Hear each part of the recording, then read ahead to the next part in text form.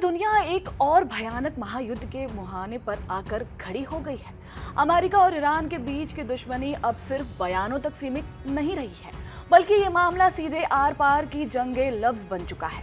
एक तरफ अमेरिकी राष्ट्रपति डोनाल्ड ट्रंप का दावा है कि ईरान घुटनों पर आ गया है और उसने युद्ध रोकने की भीख मांगी है, तो दूसरी तरफ ईरान ने पलटवार करते हुए कहा कि अमेरिका का दिमाग खराब हो चुका है और उसके पास मिसाइलों का भंडार खत्म हो गया है। आखिर इस पूरे ड्रामे में कौन सच बोल रहा है और कौन पूरी दुनिया को बेवकूफ बना रहा है?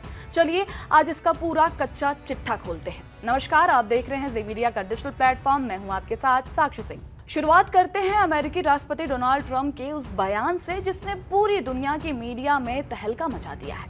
ट्रंप ने अपने social media platform truth social पर एक सनसनीखेज पोस्ट ठोक दी।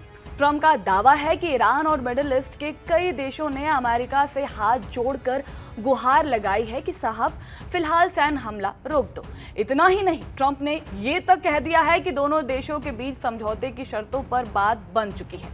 और तो और ईरान दुनिया के सबसे critical oil route Strait of Hormuz को बिना किसी शर्त के तुरंत खोलने के लिए तैयार तक हो चुका है।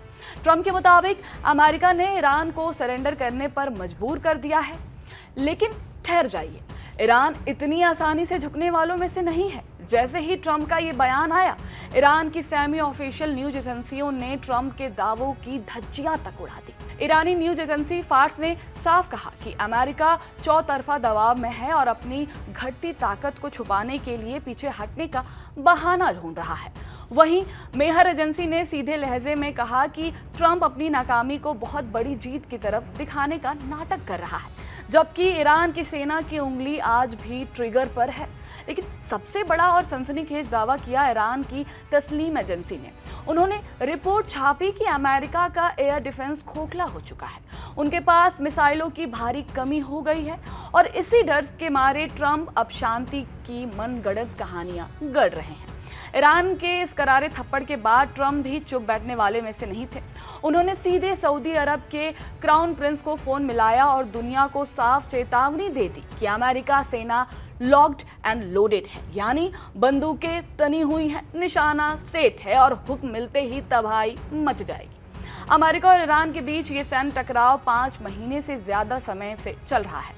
इसकी शुरुआत 28 फरवरी को हुई थी, जब अमेरिका और इजराइल की सेनाओं ने तेहरान पर हमले शुरू किए थे। अब तक इस संघर्ष का कोई साफ समाधान नहीं निकल पाया है।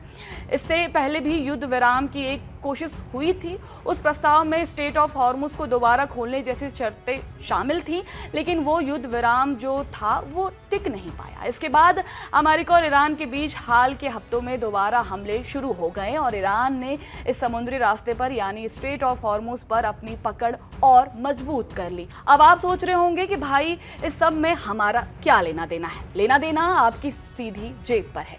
ये जो स्ट्रेट ऑफ हॉर्मुज है ना, यहाँ से पूरी दुनिया के कच्चे तेल और एक बहुत बड़ा हिस्सा गुजरता है। ईरान ने इस रास्ते की गर्दन दबोच रखी है। अगर यहाँ जंग छिड़ी और रास्ता बंद हुआ तो भारत समेत पूरी दुनिया में पेट्रोल डीजल के दाम आसमान छूने लगेंगे और महंगाई आपको झुलसा देगी। तो सार ये है कि अमेरिका कह रहा है कि ईरान डर गया है और ईरान कह रहा है कि अमेरिका कंगाल हो गया है। इस बीच ईरान और अमेरिका में मिसाइल हमलों के बजाय जंग जुबानी शुरू हो गई है, जिसका असर मार्केट पर दिखना शुरू हो गया है। क्रूड ऑयल की कीमतों में गिरावट दर्ज हो रही है। तकरीबन 5% तक कच्चे तेल की कीमत नीचे गिर गई है और दुनिया को थोड़ी राहत मिलती नजर आ रही है। वहीं ईरान और अमेरिका आपस में उलझ रही है, लेकिन जंग का ये काला साया पूरी दुनिया पर मंडरा रहा है। आपको क्या लगता है, क्या ट्रंप वाकई ईरान को झुकाने में कामयाब हुए हैं या अमेरिका सच में बैकफुट पर आ गया है? अपनी राय नीचे कमेंट सेक्शन में जरूर बताइएगा।